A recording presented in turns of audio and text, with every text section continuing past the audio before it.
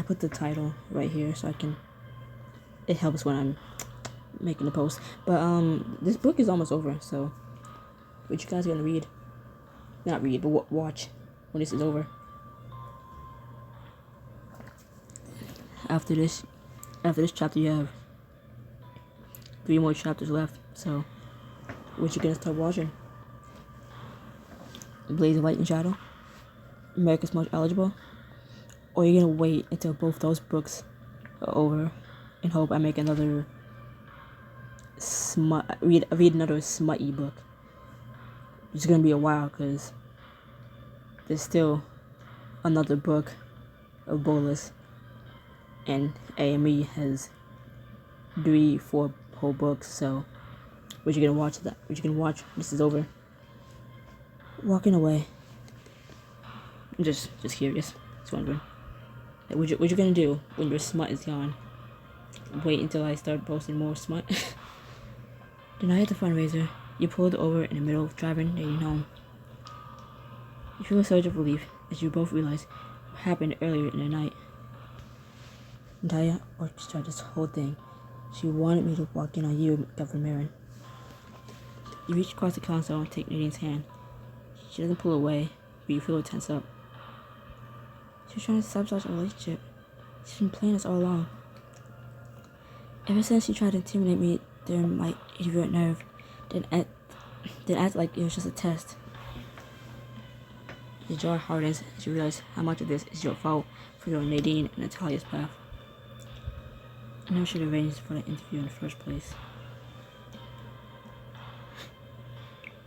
Nadine, I'm sorry I ever brought into your life. We'd both be better off if you had never started working at Nerve. That's a bit extreme. I love my job. I know, and I'm sorry it turned out this way, but I hope you find a new job you love even more. Nadine yanks her hand away, her expression one of outraged surprise. What are you talking about? Can't quit now. I just got the governor red-handed. Nadine, you can't be serious. You never know Natalia is the problem. Rather cut her out of our lives. She yanks the car door open and steps out. I need some air. You step out to join her, but she flings up her hand when you try to get near her. What's wrong? Are you relieved to realize this is all Natalia's doing? She's part of the problem, but she's been preying on an issue that was already there.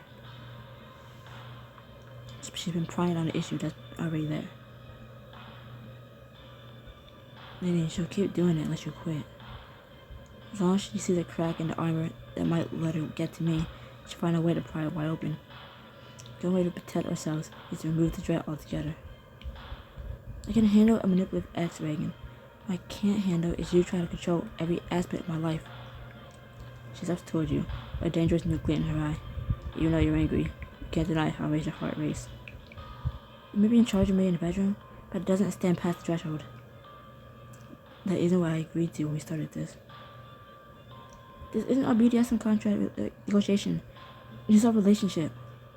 If you can't give me some control, some of the time, then I have to walk away. Her words hit you like a freight train, and you have to steel yourself to keep from backing away from the intensity of her gaze. Nadine, I'll never let go of you. I care about you far too much for that. Take a step toward her, but she stands her ground. You can feel the heat from her body now. I'm asking you to care for me in the way I want to be cared for, and you're saying no. Wild panic rises in you as you notice the sincerity in Nadine's voice. She means every word. You fight the desire to grab her and hold her forever. I know what I want for my life now, and you taught me how to get it. You're dreading to use my own lessons against me? Damn straight. I'll step over anyone who gets in my way, including you. And in the next instant, Nadine has closed what little space remains between you, capturing your mouth with her own. Nadine, shut up and let me kiss you. You don't have a chance to protest as she pushes you up against the hood of the car and slides her body between your legs.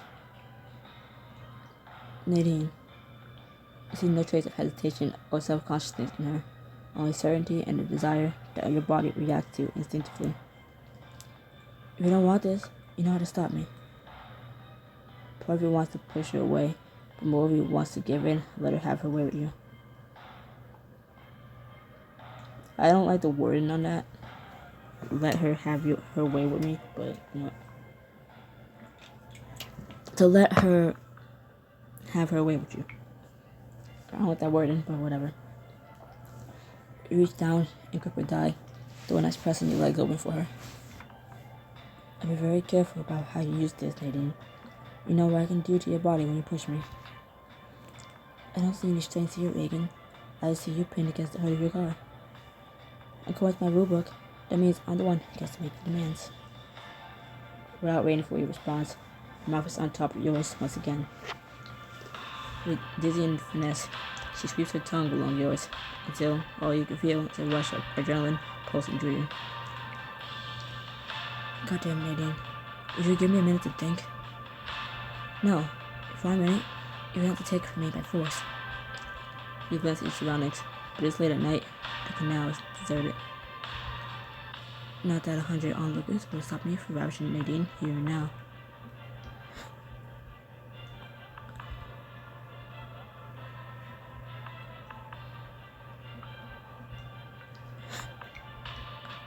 As much as you enjoy to feel Nadine's body as she practically climbs you, you have to reestablish control. I hope you enjoy yourself right now, Nadine, because it's the last time I'm letting you pin me against this car. Where I'm standing, you're not letting me do anything. I retract. I think you like it. Nadine reaches for your wrist, but you twist away, grabbing her around the waist and using the momentum to spin her beneath you. Her ass grinds against you as you bend her over the hood of the car. Reagan, you're not so sure of yourself now, are you? But rather than giving in to the pressure of your body as she normally would, she holds her own. Her movement is hungrier than ever. I got thrown off because the sudden gust of wind from outside just blew away all this damn steam in my face. I was like, oh shit, I can see. But how? You drop your mouth to the side of her neck and kiss her with gentleness at odds with the way your body holds her in place. I know you can't resist it. My tongue traces along your throat like this. She whimpers softly, unable to hold the sounds of her pleasure at bay. And I know that when you start making that sound, I can do whatever I want to you. As if to prove it, you start sliding the hem of her gown up her legs, your fingers teasing across her skin. I let you do whatever you want to me, but tonight it's my turn. She finds your hands with her own and guides them higher, exposing more of her supple skin.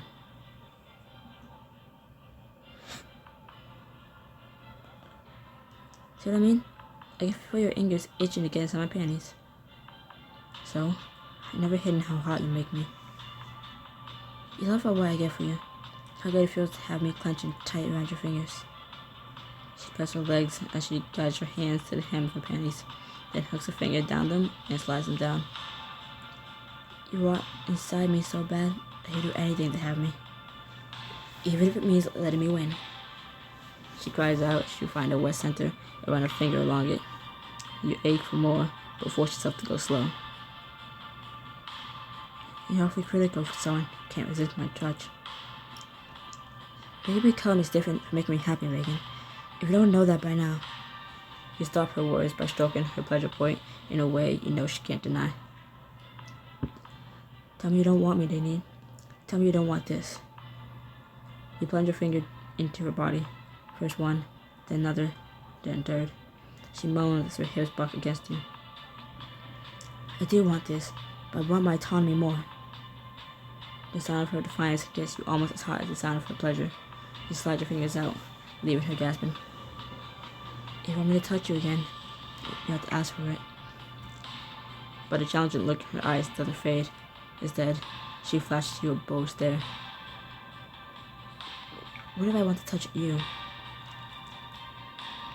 Nadine wrenches free and shifts to face you, her lips mere inches from your own. She slips her hand under the hem of her dress and between your legs, grazing your wet heat. You moan softly, so her skin finds yours. Oh, Dean. The part of you that wants to exert control knows you should pull away, but the rest of you wants to give in. Hey, Wendy, you want to calm down out there? What the fuck? I think that's a no. Okay, never mind. Move on. Not so demanding now, are we? I know you just as well as you know me.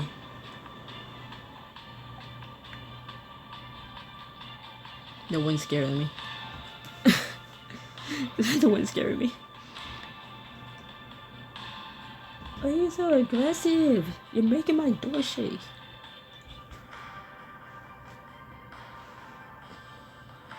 I said, it's not scary, but like, it's annoying me. They're shaking my damn door. And it's like, it sounds like someone's trying to break in. But no one other than me wants to be in this room, so.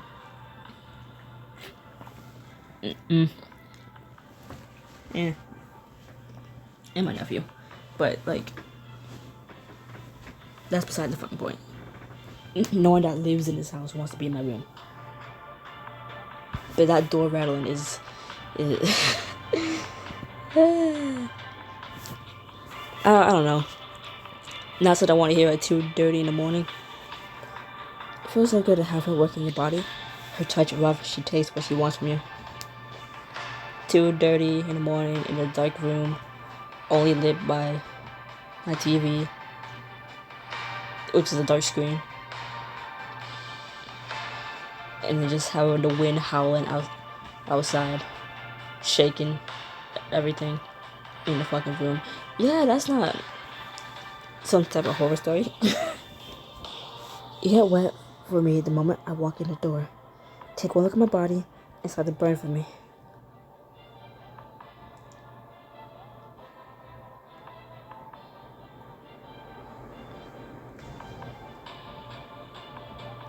Alright. Nadine, I want you a hell of a lot more than that. It's windy, but it's not even cold. It's just windy. So the wind's just loud for no reason. I swear it just heard what I said and got even more aggressive. Yeah, I'm calling you a bitch. I'm calling you a coward. Yeah. You're not even cold. You're blowing warm air. Yeah. I'm angering the wind. What is my life? You struggle to focus on your words as her hand defiantly coaxes you toward the edge. I want you for the moment I wake up to the moment I fall asleep. Half the time, you're all I can think about. You need me, Reagan. She pumps her hand faster, the sensations building to a fever pitch within you. Yes. She curls her fingers, hitting at the right angle. Effectively, you grind against her palm, pressure mounting within you. Be careful, Nadine. Any second now, you'll make me come, and then where will you be? It takes all your self-control, but you lean closer to her, your mouth touching her ear. I was satisfied, and you had nothing but an aching need for me to finish what you started. She gives you a devilish look, seemingly unaffected by your dread. So let's finish it together. You're unsure whether it's the dread of losing Nadine or the challenge in her eyes, but you need her, and you need her now. Why do you always have to feel so good? For the same reason, you always have to get me so worked up. What type of argument is this? An orgasm off? The fuck? We arguing who can orgasm faster? Or can make the other one orgasm faster, I guess. Let me not say that word again. I don't need a strike from YouTube. I don't need a slap on the wrist from YouTube. So, but what is this? Like, I'm reading it. I'm paying attention as much as I can, but you guys are losing me. What is it? I think we're losing the damn plot here. Like, what? Hello? just randomly decide to have an orgasm off. Okay, and I paid for it, so I guess I'm a freak. Then again, I know what I was paying for, but Nadine pulls her hand away and winds her arms around your back. Her body surging against yours. She kisses you deeply. I'm a freak for paying for this scene. Then I'm a freak for paying for all the scenes that came before it and ones to come. And you guys are also freaks for watching these videos.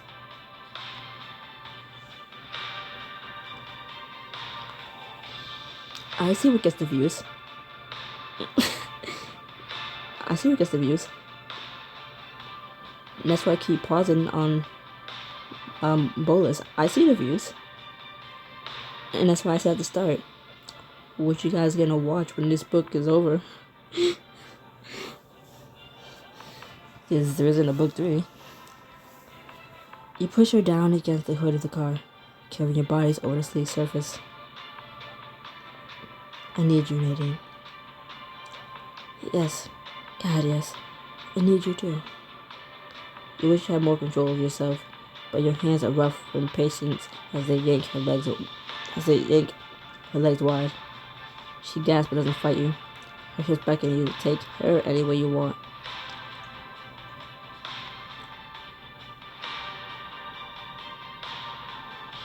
No one makes me feel the way you do. Nadine busts her hips greedily up towards you, but you refuse to be hurried.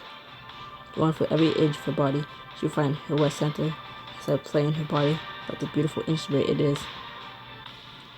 Please, Reagan, touch me.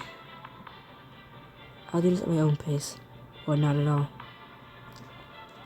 She drags your mouth down to hers and kisses you with a ferocity that makes your head spin. Swear to God, Reagan, hold back now. I won't. I can't. She shifts one hand between your bodies, giving you a playful flick while sinking 2 fingers inside you. Before you can react, she hooks her legs around your hips and joins them at the ankle, locking your bodies together.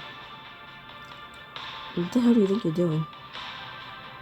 I'm not letting you go until we're both satisfied, obviously. She pucks her hips, pushing both your hands deeper. You cry out as the pressure mounts, threatening to boil over. God damn, Nadine. Can you even let me have this? Her body is frantic as it drives against yours. Her soft cries doing strange things to your equilibrium. I can't trust you to let me decide when I'm ready to come, so I'm taking matters into my own hands.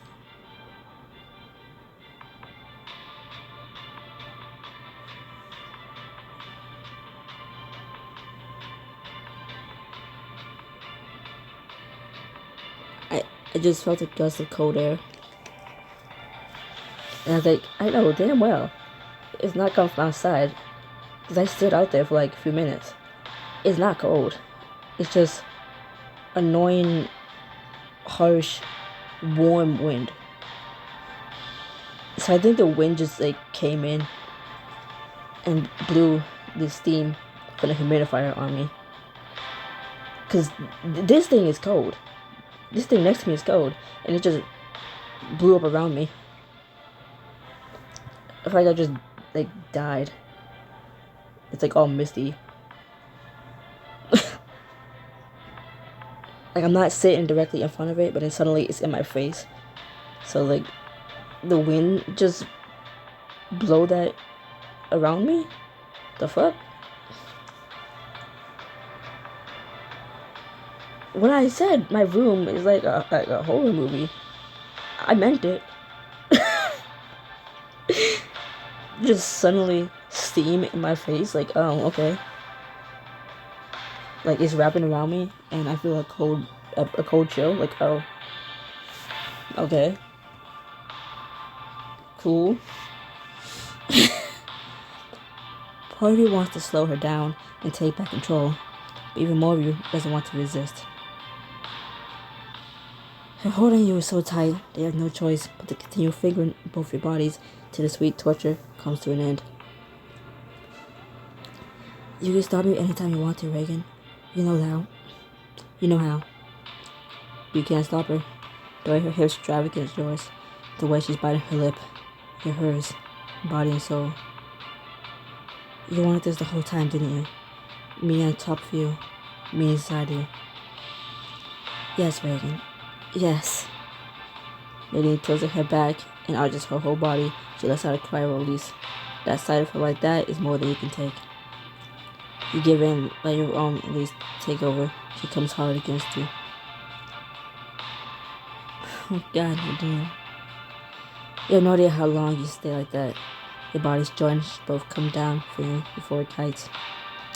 Finally, Nadine pulls away, leaving only chill emptiness in her wake. You had an angry hookup with Nadine. Nadine, you want to say something, but you're not sure what. This is uncharted territory in your relationship, or any relationship you've had. I never had to fight so hard for control before. I had so much fun losing it. She releases a shaky sigh and begins to straighten her clothes. There is that cold breeze again. Hey, hey. Wait and stay out of my room. Fuck you. Don't say anything, Reagan. Please. I'd like you to take me home now. Of course, Nadine. Nadine is silent and tense. She stopped the car and began taking the familiar roads back to her apartment. It's been a long day, but a good night's rest should take care of that. I'll be fine. Put a car up in front of her apartment building and slide a hand across the console toward Nadine. She doesn't reach back. I'll come back tomorrow night for our next lesson. Have the dungeon ready for me. She shakes her head, her mouth a flat, impenetrable line. No, Reagan. I meant what I said before. If you can't give up some control, I can't be with you.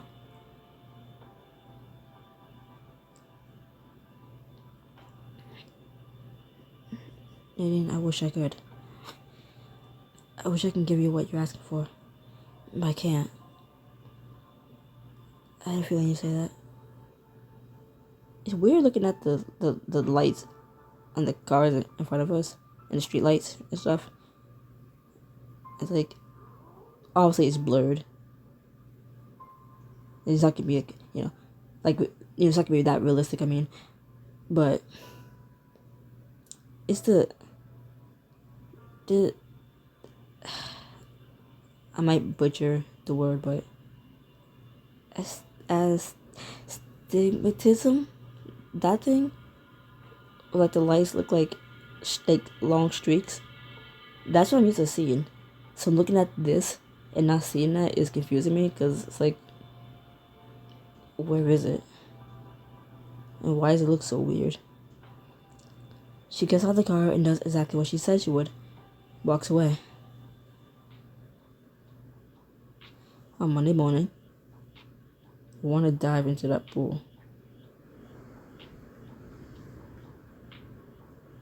You sit opposite Grant at your desk, a stack of court documents between you. His court hearing is in just a couple of days. I said that the best thing to do is just give Ray everything he asked for.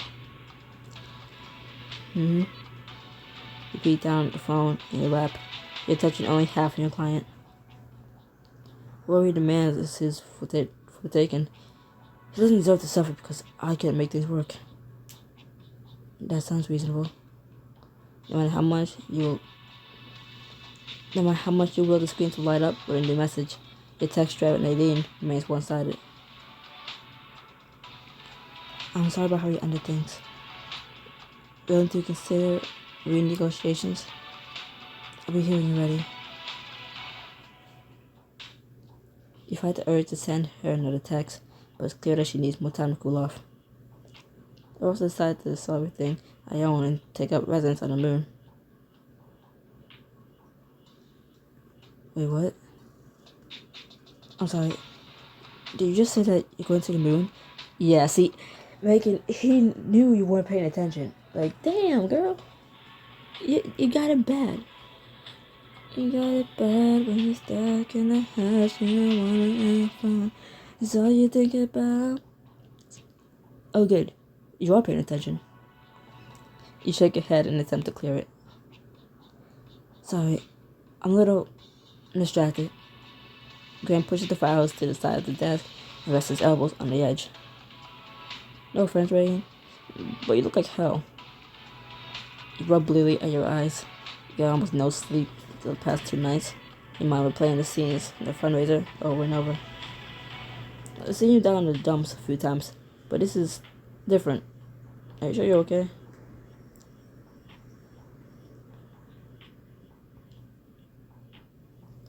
Okay, I promise to get things together before your court date. I know I haven't been on my A game today, but I won't let it affect your case. What's affecting you now? Tell me what's going on. Maybe I can help. Nadine and I had a big fight Saturday night, and now she's not answering my texts. You try apologizing?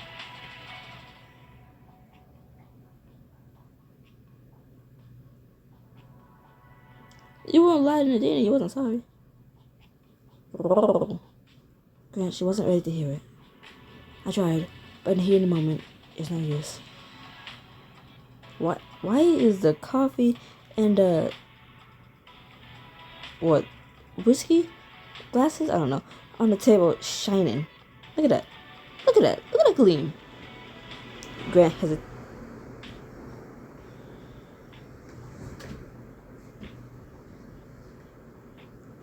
If I watch part of this back and hear the fucking wind in the background, oh my god. If you guys can't hear that, you can think I'm crazy. Oh my god. Grant hesitates. When he speaks again, his voice is cautious. Maybe it wasn't the apology she needed to hear. Or maybe you didn't mean it. I don't know. Maybe. By the way, she's freezing me out. Grant winces sympathetically. I gotta say, Reagan, I hope you're a better divorced attorney than a girlfriend. We're both screwed. Lol. Thanks for the vote of confidence. So, what are you gonna do if she doesn't come back?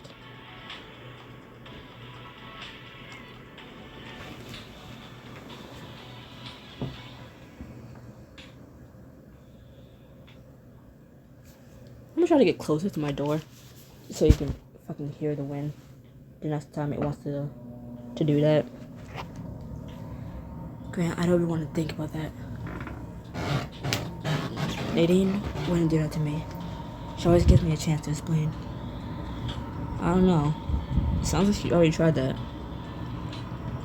I'm sure it's just a speed bump. Nadine isn't the type to run away for good.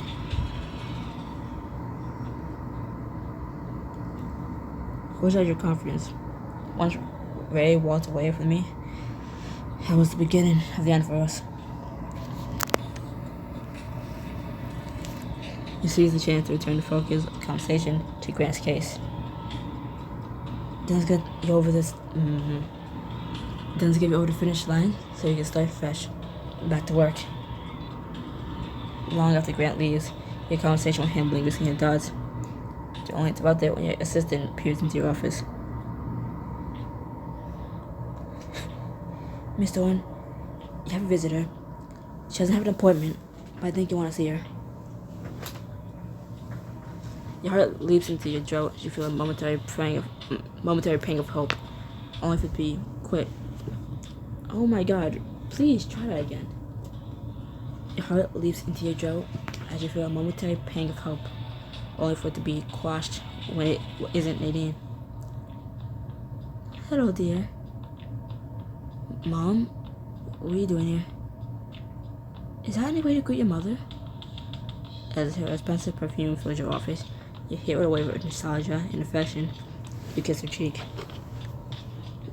Don't get me wrong, I'm happy to see you. It's just unlike you to come on this way on a whim.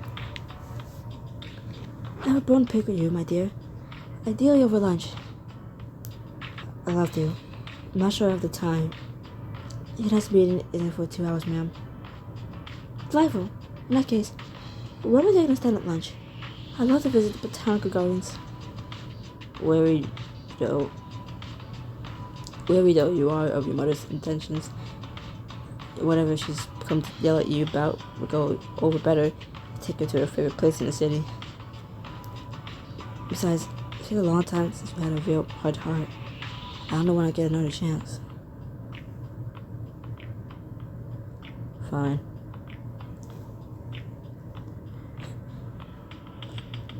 I could use some fresh air anyway. I'm starting to forget what the sun looks like. Let's get use some vitamin D. As someone who needs vitamin D, that's like an insult.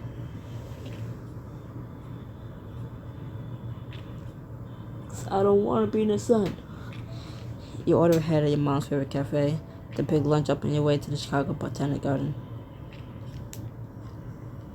The roses are in full bloom as you make your way to the verdant, winding paths, your mom's arm tucked in yours. Thank you for having me for way to visit, Reagan. I haven't been here in years. Of course. I know how much you love this place. You used to talk about it all the time when you lived there. I remember the first time I ever came to these gardens. But then, I didn't think I'd ever find happiness again. I lost everything. I just lost everything I cared about. My home, my savings, my children. It's the lowest point of my life. I came here to clear my head. I've been so optimistic about a place like this. Don't you mean there's something optimistic about a person like you? No, it's this place. Winter in Chicago is horrible, bleak, windy, and cold. But spring returns to life. These rose bushes learn to flourish again. And so, I realized I could too. She leans down to inhale the perfume of a coral-colored rose. You deserved it. You were always too tender-hearted for someone like that. She glances at you with a strange smile you can't quite read.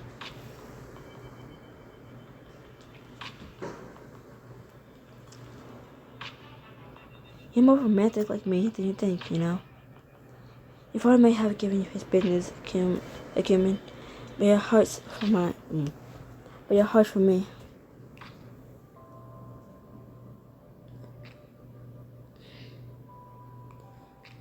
No one has ever called me romantic before. You barely supposed to chuckle at the dot, even if she knew half. Okay, I can't read. I'm tired. If she knew even half the things your life. If she knew even half of the things your love life contained.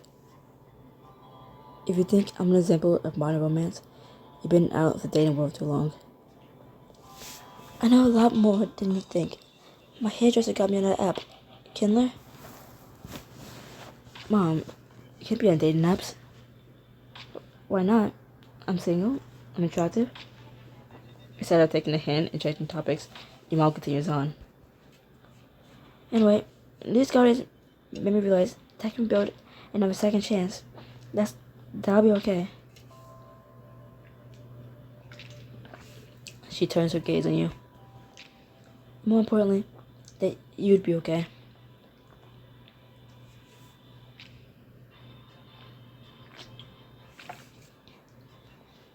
Mommy, you never had to worry about me.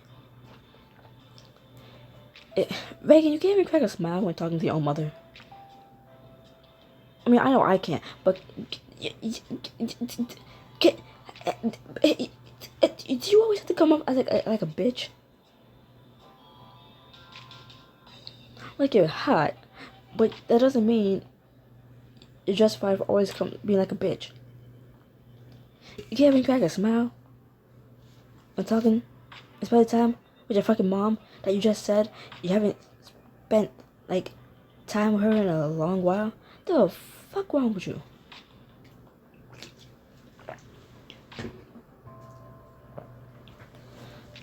There's one thing you can count on in this world, is that I'll always land on my feet. You pluck one of the wedding day roses from the bush and hand it to her. Reagan, you aren't supposed to pick the flowers.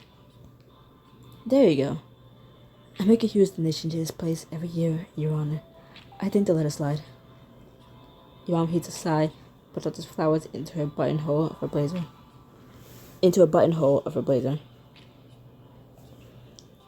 Now you do sound like your father. You feel a surge of annoyance. You brought your mom here to make things easier, not to be insulted. Mom, she stops you by placing a hand over yours. I'm sorry, Reagan. The last thing I wanted out of this trip was to accept you. feel like I've seen you frown or scowl twice as much as smile these last few years. Thanks, see? See? See? It's like, bitch, if your own mother just called you out, like, you are mostly scowling way more than smiling whenever I've come to see you. Like, damn, bitch. Relax. Ease up. Act like you don't get laid. It's been what, how many days since you got laid? You be fine, like, relax. Relax.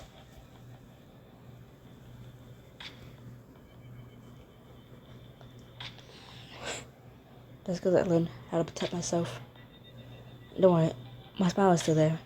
I just know better than to wear it on the outside. If the world doesn't know what makes you happy, then it can't turn around and use it against you. That sounds like a terrible way to live. Well, meet your daughter, because that's just how she lives. You sigh, begin to feel suspicious. It's not like your mom to be so maudlin or so determined to dwell on the past. I don't want to talk about this, Mom. Can you just eat our lunch in peace? Sure, honey.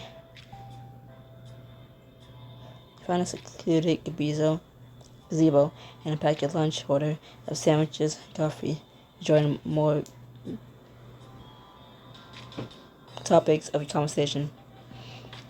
As you're finishing the last of your food, you fall into a comfortable silence until your mom breaks it. When's the last time you felt happy, Regan? I mean, really, truly happy. You're surprised to realize you don't have to think about the answer.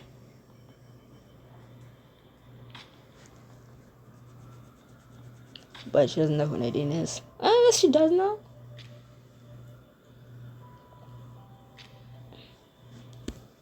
Last time I was with Nadine. The new woman you've been seeing? Oh, so she does know. Wait, no. Wait, sorry. Like, oh, so our mom does know about our girlfriend. But then, now Reagan's saying, wait, how do you know about her? You're like, huh? The pang of outrage you feel is quickly drowned out by sadness and fear. You think about how you left things with Nadine.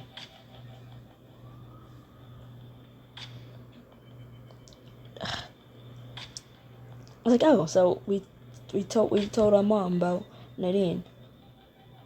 Then it goes back to Reagan. How do you know about her? Oh, never mind. Actually, I guess it doesn't matter now. No, honey, I knew it was bad, but I didn't realize it was that bad. What is that supposed to mean? Well, I suppose it's well, I suppose this is as good as time as any. Tell you why I'm really here. I got a phone call last week. It was Reese, wasn't it? Don't be mad at her. She's worried about you, but you're too stubborn to listen to her. She may not be my daughter, but she knows I'm one of the people who can get through to you.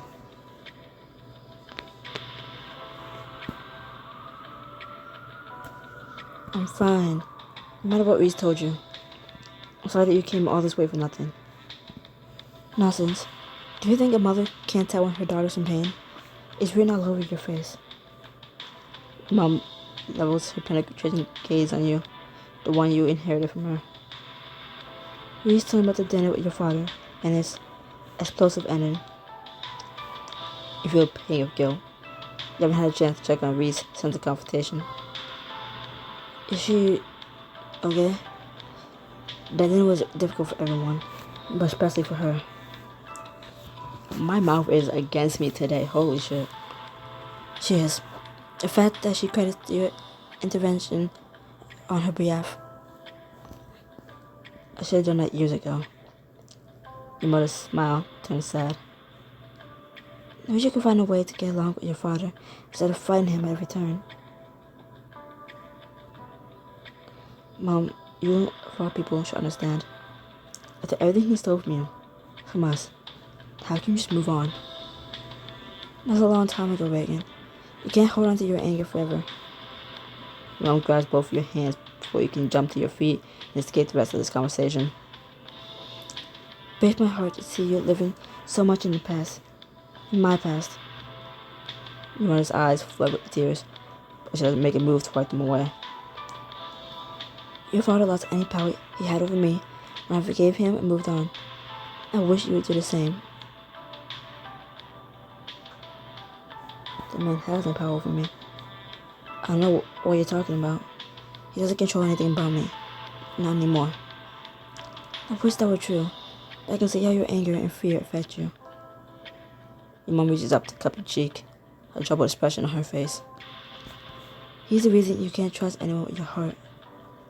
Your mom waits for you to respond, but your lungs feel too hot and tight for you to breathe, let alone speak. I wish I can make things easy for you, but all I have is my advice, and this. She reaches into her purse and pulls out a small box. She opens it.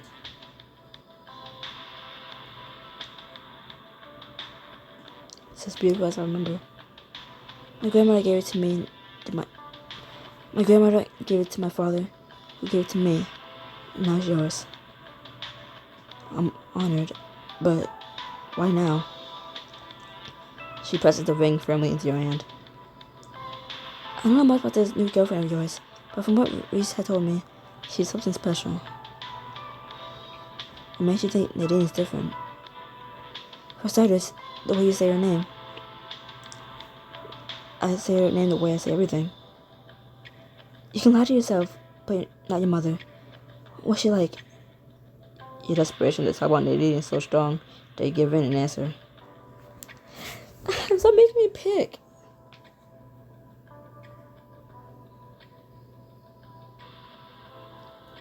Nadine reminds me a lot of you. You find yourself comparing the most two important women in your life. She was in a bad marriage, just like you, but it didn't change her in belief of love or in herself. Give her. It takes a lot of strength to hold on to hope in the face of hardship. I wish I knew how you both did it. We do it by getting up every day, determined to see the good in life, and people like you. She sounds perfect for you, Reagan. Try telling her that.